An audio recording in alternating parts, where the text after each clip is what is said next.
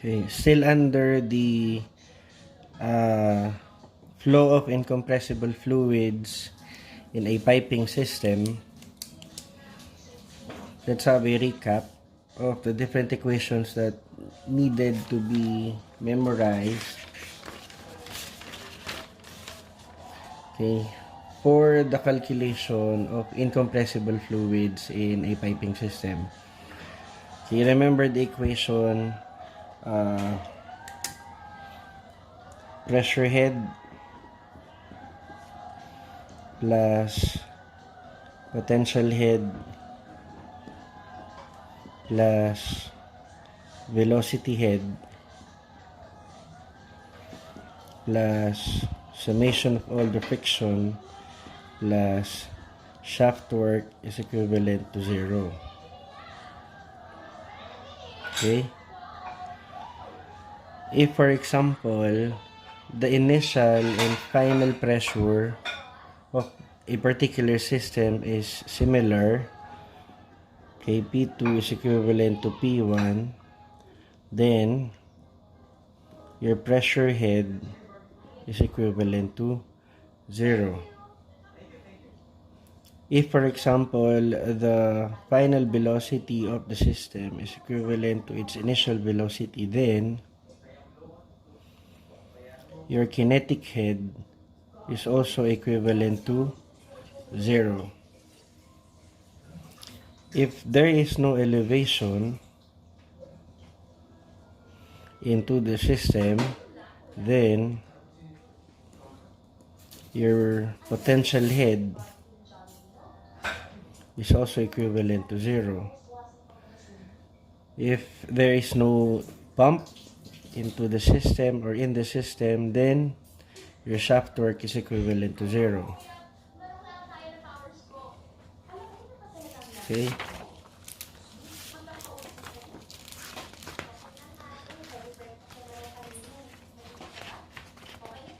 For us to understand fully, okay, this equation, let us solve another problem.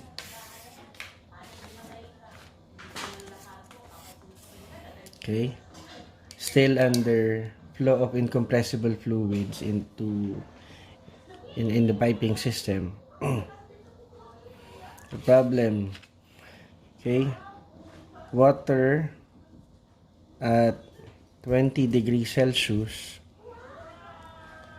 is being pumped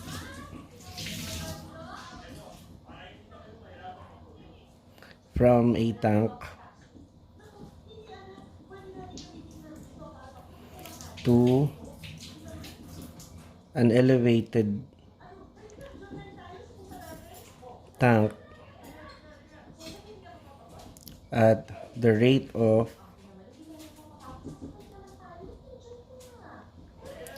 5.0 times 10 to the negative 3 cubic meter per second.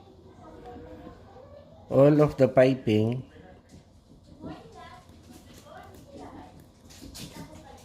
is in 4-inch schedule 40. The pump has an efficiency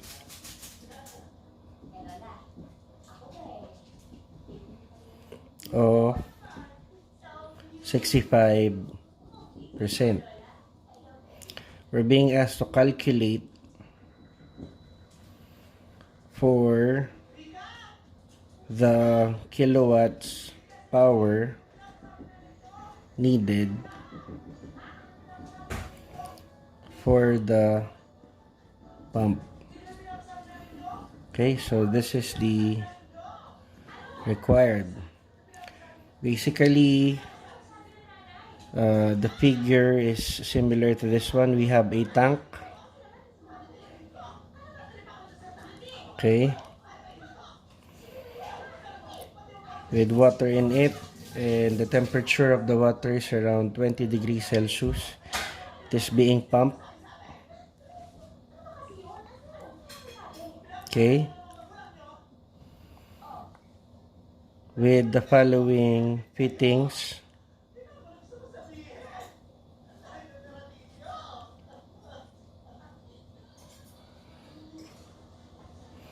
And finally, it's connected to another tank. Let's assume that this is point 1 and this is point 2. Okay. The destination tank has an elevation of 15 meters. And the pipe size or pipe length from the tank to the pump is actually equivalent to 5 meters. And from the pump to the first elbow, it's equivalent to 50 meters. And from the second elbow to the destination tank, okay, is 100 meters. So what are the given in this particular problem?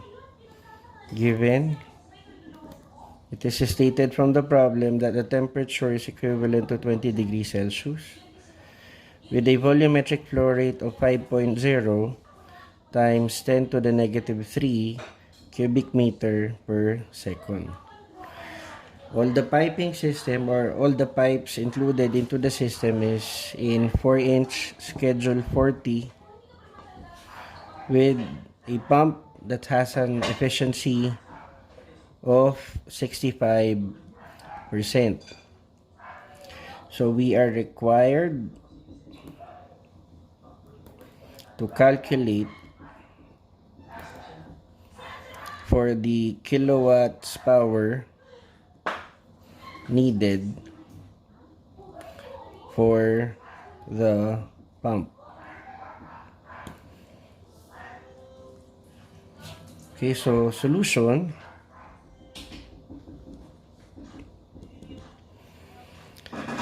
First, let us again write the equation or the Bernoulli's equation for the system.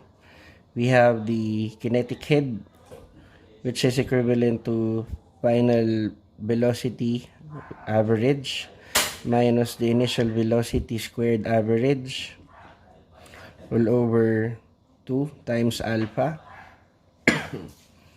plus potential head. So Z sub 2 minus C sub 1 quantity times the gravitational acceleration plus final pressure minus the initial pressure all over density plus the summation of all the friction losses plus shaft work if there is pump. This is then equivalent to 0. Let us analyze the problem. Okay, based from the problem, as you may see or as you can see, there are 2 tanks, the source tank and the destination tank. The source tank is assumed to be open into the atmosphere, therefore its pressure is around 180 m. The destination tank is also open into the atmosphere, therefore the pressure is also 180 m. So in this case, your final pressure is equivalent to the initial pressure. Therefore, this particular term here is equivalent to 0. Also, since the flow is coming from an initial tank to final tank, they are both holding tanks. It means that the initial velocity and the final velocity are 0. So therefore, this particular term in here is also equivalent to 0. Therefore, dalawang term yung mawawala, the kinetic head and the pressure head, leaving us with an equation of Z sub 2 minus C sub 1 multiplied to G, which is the potential head because there is an elevation, okay, plus the summation of all the friction losses plus shaft work is equivalent to 0. So do we have a shaft work? Yes, it is included into the system that there is pump. Okay. So this is the working equation for this particular problem.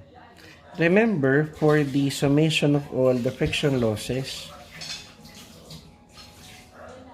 our equation is actually equivalent to 4F times the summation of all the length divided by the diameter of the pipe multiplied by the K sub C, okay, plus K sub E. K sub C is for the contraction, K sub E is for the expansion, and K sub F is for the fittings that is included into the system multiplied by the average velocity all over 2.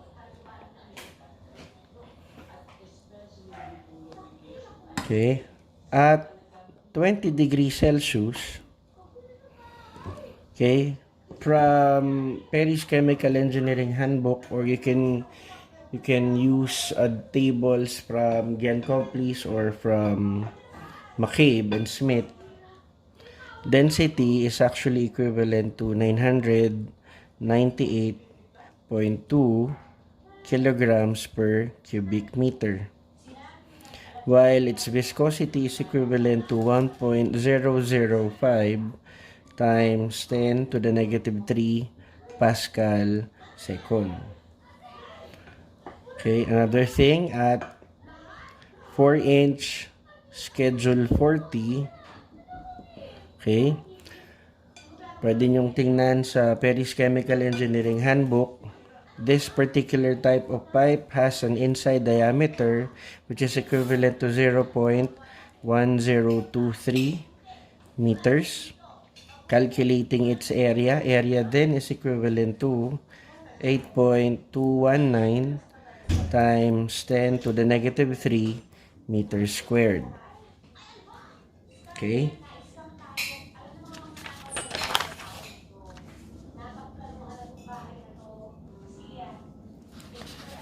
Let's continue. We have discussed already that if a particular system is just a straight piping, so isa lang yung pinapasukan, isa lang din yung nilalabasan. Therefore, the mass flow rate in is equivalent to mass flow rate out. So, mass flow rate in is equivalent to mass flow rate out, which is actually equivalent to area 1, velocity 1 times density 1 is equivalent to area 2, velocity 2 times density 2. Okay?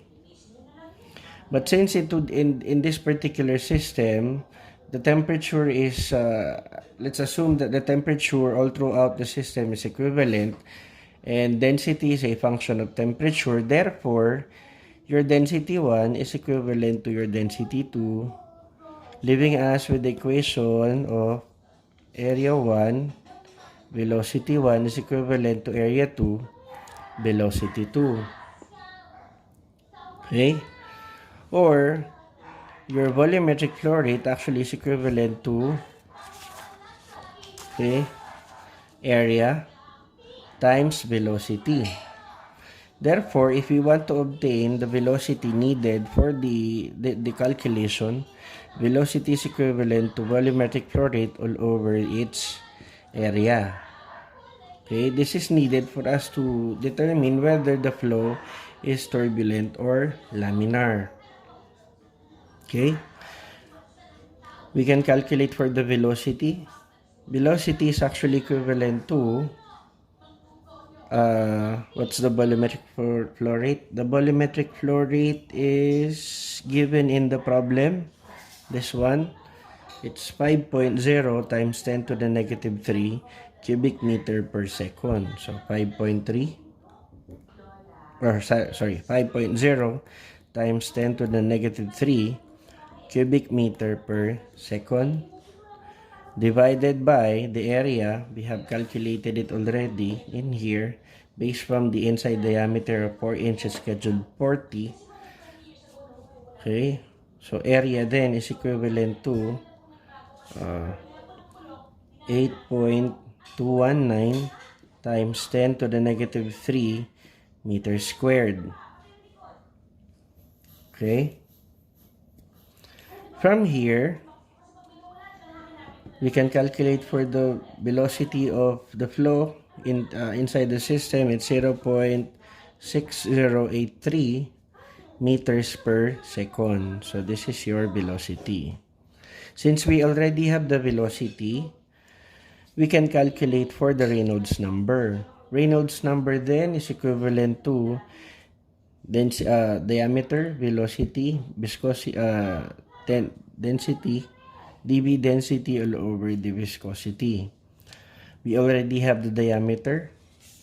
Okay, this one. It's 0.1023. 0.1023 multiplied by the calculated velocity, which is equivalent to 0.6083 meters per second, multiplied by the obtained density of water, which is actually equivalent to 998.2 kilograms per cubic meter, divided by the obtained viscosity of water, which is equivalent to 1.005 times 10 to the negative 3 Pascal second. Okay.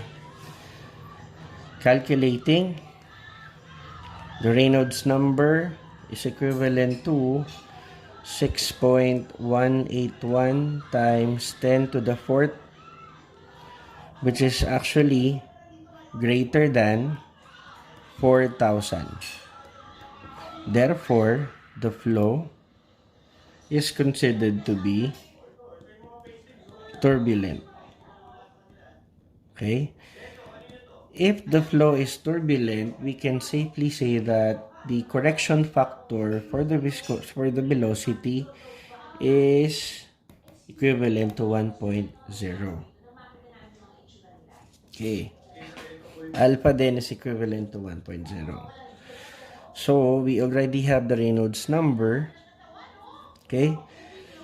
Yung potential energy in here, madali lang ito. So, let us first calculate all the friction losses that is included into the system. So, how do we do it? So, first, we have to calculate each of the term inside dun sa equation na ito for us to be able to obtain the summation of friction losses. Okay, isa-isayin natin. Let us first look at the system. From the tank to the pipe, meron bang contraction or expansion? Okay? So, logic will dictate that from a larger tank, tapos lumiit yung pipe, therefore, there is a contraction. So, the first thing we should calculate then is the contraction from the tank to the pipe. Okay, so from tank, okay, to pipe, which is 4-inch, schedule 40. Okay. Since that is contraction, so we have to calculate yung H sub C. H sub C is actually equivalent to K sub C, which is the factor for contraction, multiplied by the average velocity squared divided by 2 times the correction factor alpha. Okay? And also, we have discussed already yung equation natin for K sub C is equivalent to 0.55 multiplied to 1 minus A sub 2 all over A sub 1. Okay, therefore, we can calculate for K sub C then is equivalent to 0.55 multiplied to 1 minus a sub 2 all over a sub 1. Okay? A sub 2. A sub 2 is the area of the diameter for the piping system. Okay? And the area, A sub 1 is the area, okay, nung pinanggalingan niya. So, as you can see, sobrang liit ng A sub 2 as compared dun sa A sub 1. Therefore, it's safe to say that yung area sub 2 mo all over area sub 1 really approaches 0. So, therefore, we can say that this one is 0. Leaving us with the value of K sub C, which is equivalent to 0.55. Okay? Since we already have the value for K sub C, then we can calculate for H sub C. H sub C then is equivalent to K sub C, then B squared all over 2 alpha. This is then equivalent to 0.55 multiplied to the velocity 0.6083, the one we calculated earlier, quantity squared divided by 2 times 1. Why 1? It's because the flow is turbulent. If the flow is turbulent, it is assumed that the correction factor alpha is equivalent to 1.0. Okay? Okay, then H sub C is equivalent to, after calculating, the answer is 0.102 joules per kilogram. Okay, that's the first one. The second thing that we have to calculate, and that is based from this particular equation, is, take a look at the system. So, merong tayong contraction. We have to calculate also yung F sub F. F sub F. What is F sub F? The friction losses due to skin friction. Okay? So, saan ba nanggagaling yung skin friction? Diba doon sa pipes? It is stated from the problem that lahat naman ng pipe natin is 4 inches schedule 40. Since walang binanggit sa problem, it's safe to say that the pipe that is being used into the system is yung commercial pipe. So, kung commercial pipe yan, madali lang i-calculate. Hanapin lang natin yung epsilon. But later yun, no? F sub F then is F sub F for 4 inch schedule 40. Okay? So, yung F sub F natin is actually equivalent to 4 times the fanning friction factor F delta L all over D multiplied to B squared all over 2. So, basically, ito yun. No? Ito yan. Dinistribute lang B squared all over 2 inside. Okay, so para ma-compute natin yung F sub F, we need to have the values of delta L. Well, delta L is actually equivalent to the summation of all the pipes dito sa system. So, first, yung pipe natin merong 5 meters mula dun sa tank papunta sa pump. 5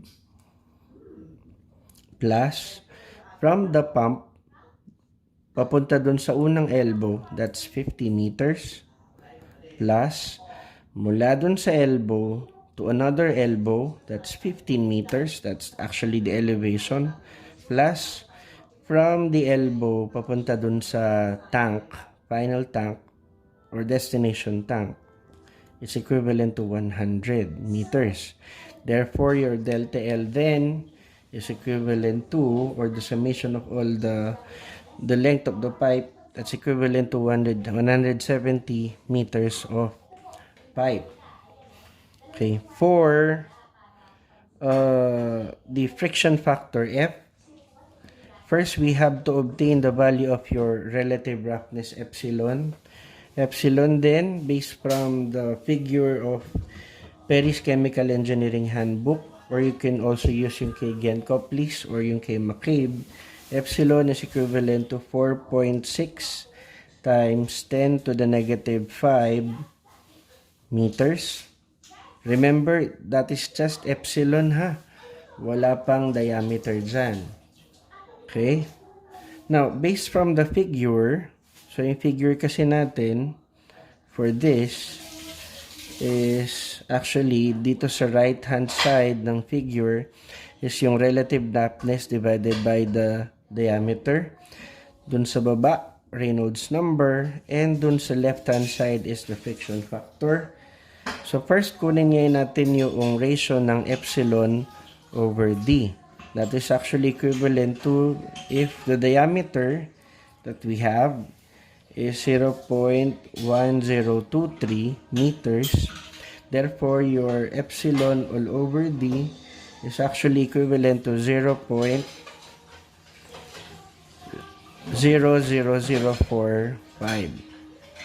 Okay, tatlong 0, then 45. So that's your epsilon over d. Then, from the figure, you obtain or you locate yung curve na merong epsilon all over d na 0.0045. So, ito yung curve na yun. Tapos, locate nyo rin yung Reynolds number na 6.181 times 10 to the fourth. Okay, tsaka yung curve na merong epsilon all over d na 0.00045. Then, kunin nyo yung intersection between the curve and the Reynolds number. Then, you project it to the left-hand side of the figure. The answer is actually equivalent to, okay, actually is equivalent to 0.0051.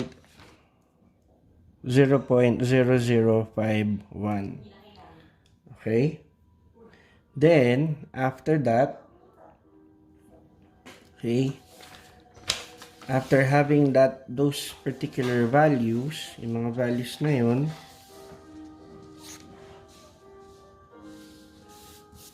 okay,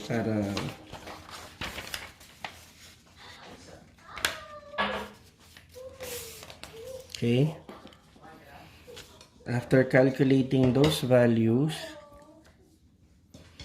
and using the equation for FF or the friction factor due to skin friction for fanning friction delta L over D times V squared all over 2. Substitute all the needed values. We have 4 multiplied by 0.0051 multiplied by delta L, which is equivalent to 170 meters, multiplied by the V, the calculated velocity, which is actually equivalent to the calculated velocity of 0.6083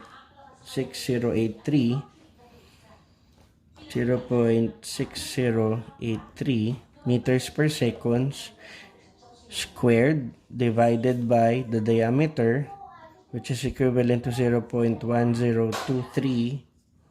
okay, multiplied by 2. Okay, the value is actually equivalent to, okay, 6.272 joules per kilogram. Okay? You might ask, sir, paano naging joules per kilogram? Ang unit niyan is actually meters squared per second squared based from the unit of the velocity. Okay? Kasi yung L over D ay canceled. Basically, if the unit is meters squared per second squared, you multiply it with kilogram over kilogram. It's similar to as if you are multiplying 1 into the unit. This is actually equivalent to kilogram meter per second squared multiplied by meters all over kilogram. Okay? And what is kilogram meter per second squared? This is actually equivalent to, okay, this is Newton. You multiply it with meters divided by kilograms. And what is Newton meter? Newton meter is joules over kilogram. Okay? That's the reason why joules per kilogram siya. Okay. Next. So that's the second one.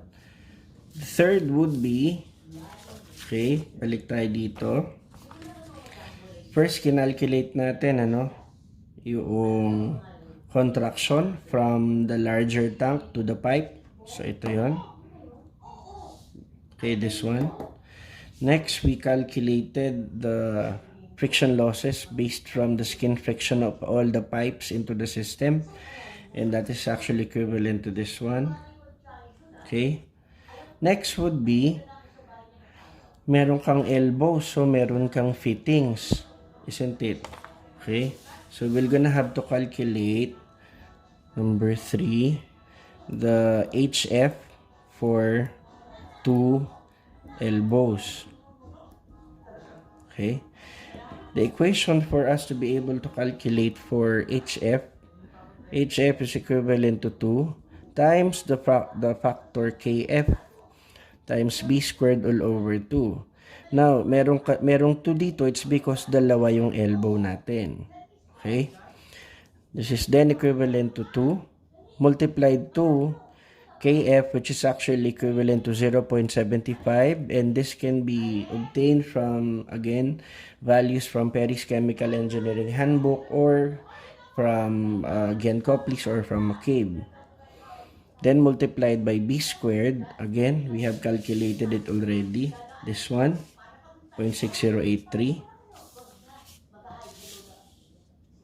0.6083 meters per second divided by 2. So we can cancel out yung 2. Okay. The value of your HF then is equivalent to 0.278 joules per kilogram. So, this is the answer for H sub F. How about for, okay, let's go back, okay, dun sa ating problem. So, we calculated the contraction, we calculated the skin friction, we calculated the 2 elbows. Ano pang kailangan i-calculate? Okay, ang calculate natin mula dun sa pipe papunta dun sa tank. So, nagkaroon ng expansion. So, if there is expansion, we have to calculate for the expansion. So, number 4, that would be from 4-inch schedule 40 pipe to the tank. So, merong expansion. Okay, so that is H sub E is equivalent to K sub E B squared over 2. And your K sub E then is equivalent to 1 minus A sub 1 over A sub 2 quantity squared. This is the equation for the K sub E. Okay, K sub E. And assuming that, again, masyadong malaki yung A sub 1 all over A sub 2, then this will become 0. If this will become 0, yung K sub E natin is actually equivalent to A square of 1, which is actually equivalent to 1.0. Therefore, your H sub E is equivalent to simply B squared all over 2. So that's 0.6083 meters per second quantity squared divided by 2, which is actually equivalent to 0.185 joules per kilogram. Okay. Now, let's go back dun sa equation natin, dun sa summation of all the friction losses dun sa piping system is actually equivalent to FF, friction due to skin friction, plus H sub C, friction loss due to contraction, plus H sub E, friction losses due to expansion, and plus H sub F, friction losses due to fittings. Apat. Which is actually equivalent to 4F delta L over D plus K sub C plus K sub E plus K sub F multiplied to B squared over 2. So, we simply obtain all the needed values. Yung FF natin kanina, that's equivalent to 6.272 plus your K sub C, yung contraction natin kanina, which is actually equivalent to 0.102. So, that's equivalent to 0.172. Okay. Plus your K sub E. K sub E or H sub E is equivalent to H sub E, which is 0.185 plus yung sa fittings natin, which is this one, 0.278. You simply obtain the summation of all these terms or values. The answer is 6.837 joules per kilogram. Okay? So, balikan natin yung equation kanina na this one.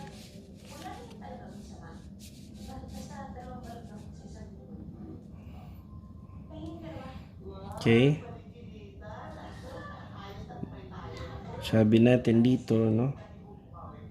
So, C sub 2 minus C sub 1 G plus summation of all the friction losses plus shaft torque is equivalent to 0.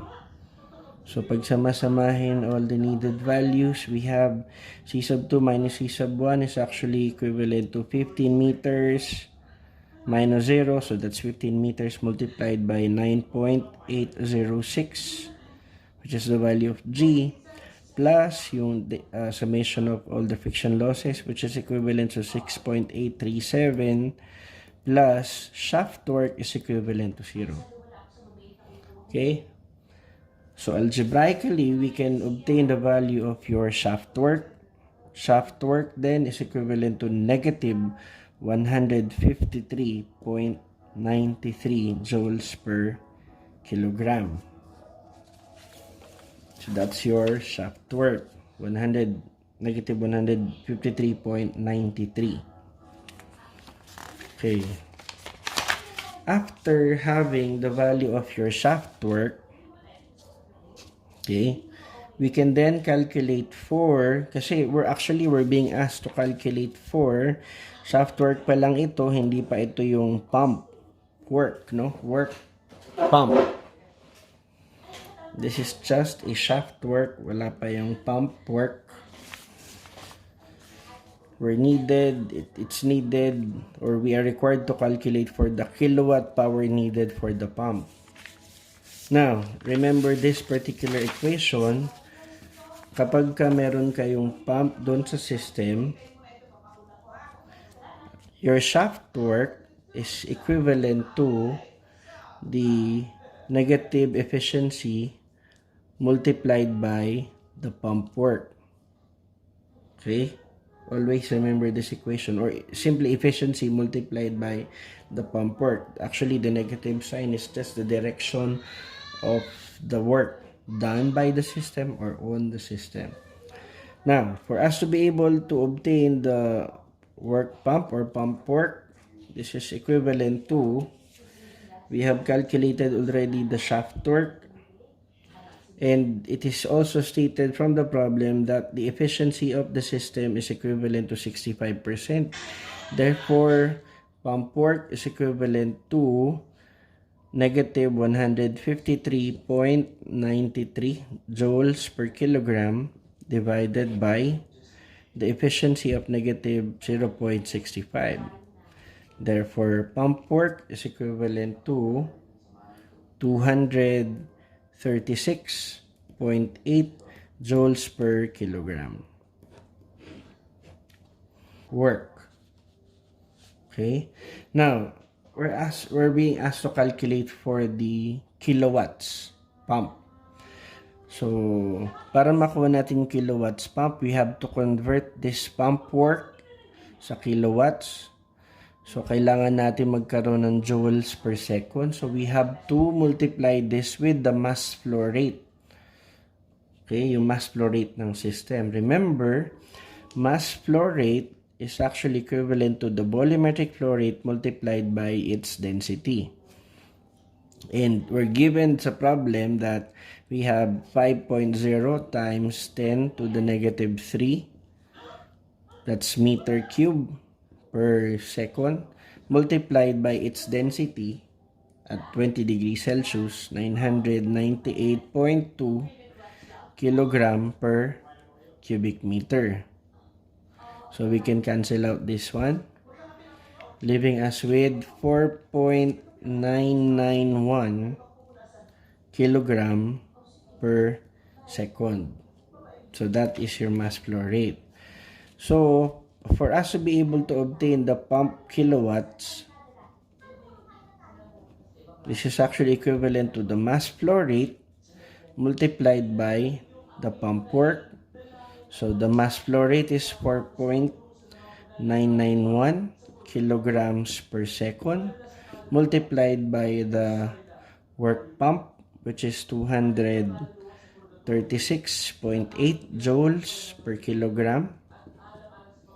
Okay, this is equivalent to 1182 watts or equivalent to 1.182 kilowatts. So this is your pump kilowatts. That's the final answer. It's 1.182 kilowatts. Okay? If you have any question, pwede kayong mag-chat doon sa ating group chat or pwede rin sa mag-message sa collaborate. Naka-open pa rin yung collaborate. Okay?